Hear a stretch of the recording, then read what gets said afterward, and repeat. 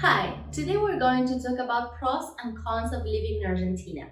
I am going to give you insights that you may not have heard about before. I am Macarena Romero, a social media strategist at Nomad, where we help entrepreneurs, families, retirees, digital nomads, and investors obtain residence permits and citizenships. So let's get started. Our first pro is public education. School in Argentina is free from kindergarten to college at public institutions, no matter what your citizenship is. Usually, public universities charge a little fee for the population, but they are very affordable. The education system for children is rated as the best in South America. Also, recent studies have shown that Argentina has the highest level of English teaching at schools in Latin America.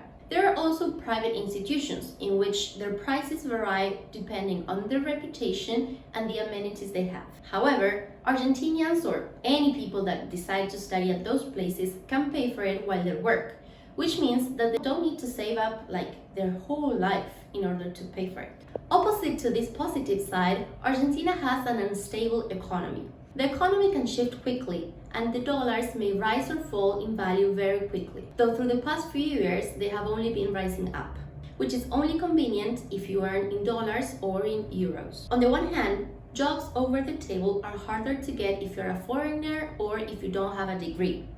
Plus, the pay in Argentina currency is very low. On the other hand, inflation has always been a thing, and it has reached up to almost 90% this year. Things get very expensive overnight, while wages remain the same and make it harder for the population to get through the month. However, as I mentioned before, there aren't big changes if you earn in dollars or in euros. Our second pro is healthcare. This is crucial when we talk about Argentina, because believe it or not, healthcare is free, even if you're a tourist and get sick or hurt. However, and even though there are public hospitals with great reputation, most of them are underfunded and lack supplies, but this doesn't mean that you're not going to get the attention that you need. There is also private insurance available, which is inexpensive and covers dental and vision care, which personally I believe is very important. Apart from that, the attention tends to be faster and of better quality. Last but not least, medicine is also very affordable and covered by health insurance, either partially or fully. This also has its downside, which leads us to our next con, which is modernization. In Argentina, not only does it take a long time to do anything, but it is also hard. Hospitals don't count with advanced technology, and you may need to wait long lines before you get the attention that you need. You should also expect a lot of paperwork and rules that don't make sense. COVID has accelerated the process of modernization a little bit, but the country is still behind. For example, people started working from home during the pandemic, but the problem is there isn't connectivity everywhere because it mainly depends on your social status and income. At the same time, not all public schools are well equipped with computers or internet for students to work, same as teachers. And finally, even though there have been implemented new contact-free ways of paying, people still frequently use cash. If you're into traveling, you're gonna love our third pro because it is related to landscapes. Argentina is a beautiful and diverse country with plenty of places to explore. In the south, for example, it snows during the winter. There's the Patagonia and a famous glacier called Perito Moreno. This is like the southern version of Alaska, and it includes some cool hikes like walking around or over the glacier. In this region, there are also beautiful mountains and lakes. In the northeast, the climate is completely opposite. There are rainforests and jungles, and therefore the climate is humid and hot. One of the most famous places are the Iguazu Falls, which are considered one of the wonders of the world. There are also canyons and rainbow mountains in the northwest, world-class wine regions in the west, and a lot of farmlands and prairies all over the country. And of course, in the center of Argentina, the beautiful city of Buenos Aires, with a wide variety of activities to do, museums, restaurants, and incredible architecture to visit. When it comes to traveling abroad or saving money in a foreign currency, we come across our third con. Argentina has different types of dollars: blue dollars, tourist dollars, savings dollars, etc. There are different terms and rates for different situations, and we have both the official, sold by the government through the banks, and unofficial dollars. The most common one among the Argentinians is the blue dollar. This is the term used for the black market under-the-table exchange currency. This happened because the government limited the purchase of dollars per month to a minimum, which led to an underground foreign exchange. At the same time, the official exchange rate, the one through the banks, is not as nearly as good as the one from the black market.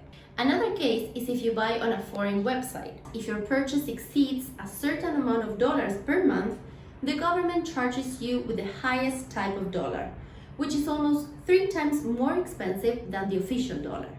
I know this can sound a little bit confusing, but don't worry, Argentinians are also still trying to understand it. Our fourth pro is culture. Argentina culture is characterized by weekend barbecues, late-night cafes, theaters, famous soccer players like Messi or Maradona, soccer stadiums, mate, steak, wine, tango, folkloric music, weekend street fairs, etc. The list is never ending. Relationships are also very important in this country. Friendships are lifelong. Families get together every single weekend for a shared meal that could last for hours. Among some of the activities that people love doing, you can think about attending a ballet or orchestra at Teatro Colón, or experiencing theater in complete darkness at Teatro Ciego.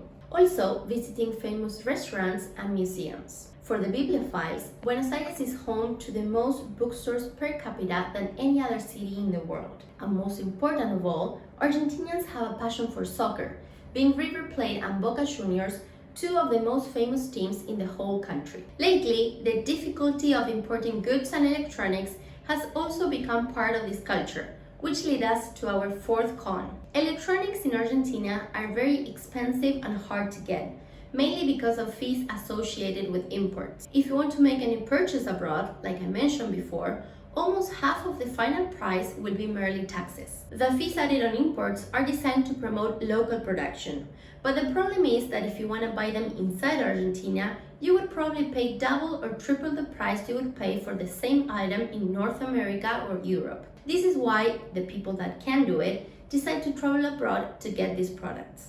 Finally, if your friends try to send you something from another country, there will also be taxes on the items as well as on the shipping. In order to balance this a little bit, we're going to talk about our fifth pro, which is the cost of living in Argentina. This can change with fluctuations in the economy, and it varies whether you earn in pesos argentinos or dollars. But in general, life is affordable in this country, with the exception of electronics, like I mentioned before. Transportation by bus or train is very cheap, and it can be used to travel through the whole country. Food is also relatively cheap, while clothes tend to be more expensive. Rental units could be inexpensive depending on the area, and especially if you decide to live with someone else. But this will all depend whether you decide to live in a big city like Buenos Aires, where things are much more expensive, or if you move to rural areas, where expenses tend to be much lower. Coming back to the fluctuations in the economy that I have mentioned before, leads us to our last con, which is insecurity.